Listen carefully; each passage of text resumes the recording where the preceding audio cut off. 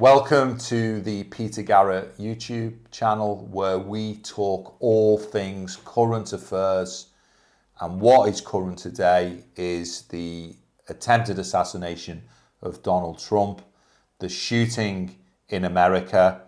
And I'm just going to start by asking Peter what he thinks and feels about this. I think, first of all, as a human being, just to say, hope Donald Trump makes a full, speedy recovery. This is clearly a very shocking incident, and political allegiance, political affiliation should be left to one side. And so things are really volatile right now. We could, in fact, say they're destabilizing. What's your observation of American politics? Yeah, I think whenever you get an incident like this, there's a spasm. So when John F. Kennedy was shot in Dallas in 1963, for a few days, America felt that they were about to be invaded by the Russians. There was mass paranoia. Looking at some of the feed on the internet on both sides, there's paranoia. Some people on the Republican side are trying to blame Joe Biden directly. Did he pay the shooter? And some people on the other side, on the Democrat side, are saying, oh, this is false flag nonsense, it's a setup, it's a firecracker. Neither of these perspectives, it strikes me, are going to lead to political harmony. So we observe then in this way the individuals as the leaders and the parties, they're so busy hating on each other. You know, what impact does this have on the electorate and on the country as a whole? Yeah, I think vibrationally, the electorate come to mirror their leaders, and perhaps that's why we often say the country gets the leaders it deserves. The last debate between Trump and Biden, there was so much acrimony, there was very little space for positivity, and there weren't really solutions being advanced for massive problems. I think that's maybe why we need more airtime for other candidates like Robert Kennedy Jr. So they did not want me on the stage. And we get this then polarization, not just of the parties, but also some people might say these conspiracy theories of, well, yeah, the shooter was paid, or on the other side, it was a false flag. But the question is, let's try and not get polarized. Where's the door in the middle? I think potentially Robert Kennedy's candidacy could become really exciting. I was very impressed by a couple of his interviews over the last 2 weeks. He was asked about the fentanyl crisis, the opioid crisis. When I say it's a criminal enterprise, I'm not using that term hyperbolically. And he was coming up with rehabilitation strategies, taking parts of the federal budget and using it to put camps for people to recover, rehabilitation funded on a massive level. And I thought that was insightful, that people now do need resources in order to recuperate and recover. In other areas, you know, he was talking about the problems with the fiscal deficit, and he was talking about problems with debt repayment and bond interest payments. And he was engaging with these issues from a space of intellectual creativity, which I don't think Trump and Biden have actually got the energy for. They're so busy talking to one another about their golf handicaps and who's going to carry their bag, that I don't think they've got the emotional or intellectual space to generate solutions for contemporary America. So we see RFK Jr. then bring in this creative energy, which appears very useful. Would it be interesting to see that in September at the next debate? Definitely. Technically, he needs to appear in 5 national opinion polls with more than a 15% share of the vote.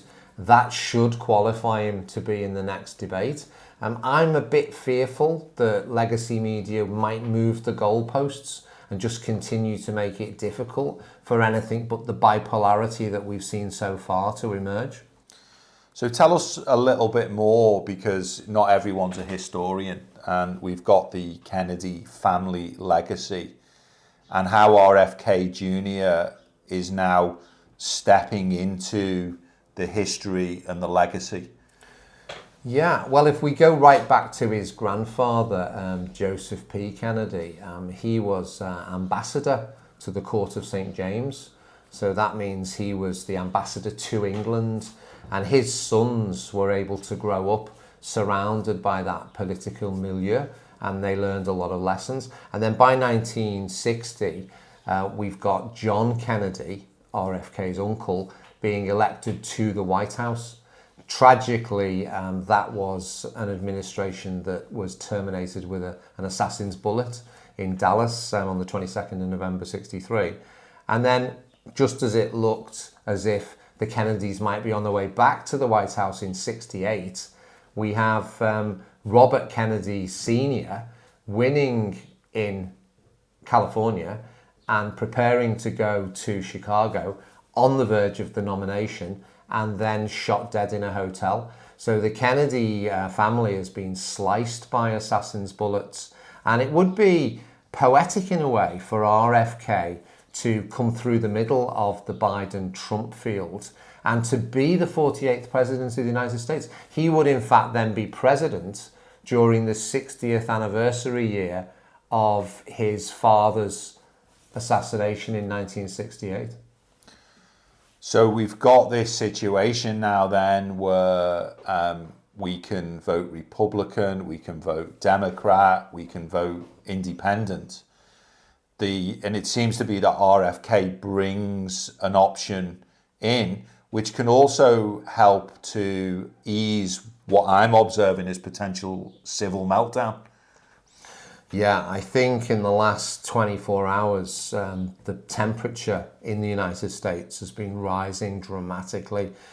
Secessionists, people who want their state to break away from the federal union, perhaps Texas, that's being talked up as an option. There was recently at the cinema a film called Civil War, and if you believe in predictive programming, possibly people are putting ideas into our minds about civil war in the United States of America. So clearly something other than the dichotomy could be beneficial. And if that other is creative, intellectually energized, and brings with it a legacy, maybe we could see that journey back to the White House completed, and we could see Robert Kennedy Jr., who really is socially compassionate, we could see him bringing something beneficial to the people of America.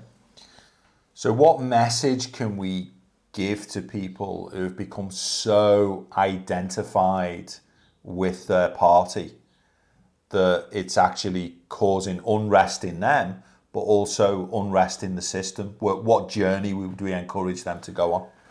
I think to move away from alienation. Marx created this field of economic alienation, but before that, Hegel talked about alienation of the person.